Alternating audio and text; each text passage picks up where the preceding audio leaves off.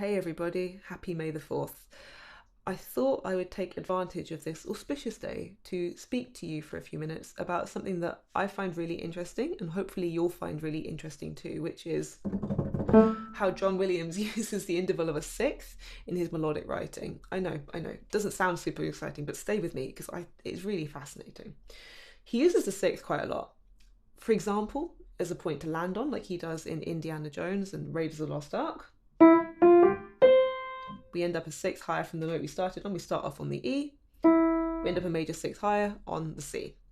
The F and the G are just passing notes. They're ways to get us across that sixth, basically. Simple enough, right? Other times he doesn't use it as a place to land on, and instead he uses the sixth as a passing point, like he does in Superman. Sixth, fifth. The sixth just becomes a way for us to get to the fifth with a bit more interest. He uses the sixth quite a lot when it comes to depictions of women and when it comes to depictions of love, which are similar, and we'll talk about that more in just a second. To bring it back to Star Wars, because May the 4th, we find it in Leia's theme to begin with. So we have that lovely major sixth opening with that major tonality as well. So moving from the B to the G sharp, major tonality, it's warm and it's inviting. Leia and Han's theme is pretty similar. It starts off with the same leap, B to the G sharp, develops a little bit differently.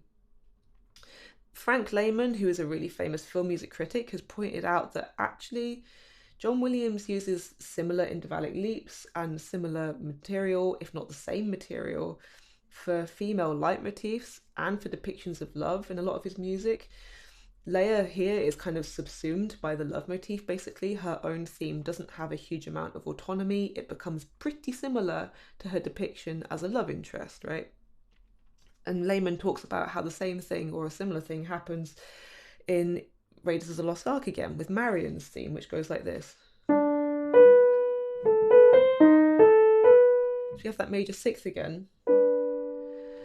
Marion's theme doesn't really have much autonomy on its own terms. It becomes this kind of embodiment of how Indiana feels about her, rather than being a leitmotif that Marion owns herself, which is a whole thing to maybe get into another day. But the point for now is that both these characters, both these love themes, are embodied by this rising major sixth at the opening, whether it's the B and the G sharp for Han and Leia, or the D and the B for Indiana and Marion.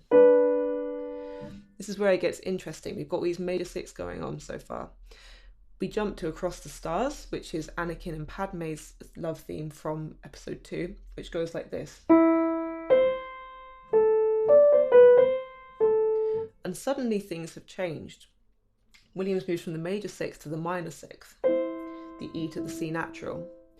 And by just reducing that semitone, he tells us everything we need to know about the love story. This is something that a lot of film composers have done throughout history, whether it's people like Bernard Herrmann or Max Steiner. Williams is telling us here the entire ending of the story before it's even really begun. He's moving us from the major to the minor, from happiness, if you will, to sadness. He's telling us this is going to be a doomed love story before we've had a chance to see it play out, just by reducing us down that semitone. So really, really clever, very small shift that completely changes the theme and the sound of what's going on and tells us what's going to happen to Anakin and Padme before any of the action has unfolded. So something I find interesting. Hopefully you found that interesting too. If you like Across the Stars, and why would you not, because it's one of Williams's finest themes, do check out my friend Marcus Hedges. Marcus is an incredible arranger, incredible orchestrator, and he's just done this beautiful transcription by ear of Across the Stars. So if you're interested, please go and listen to Marcus's incredible new work. Really, really beautiful stuff. So well done, Marcus. That's all for now. May the force be with you.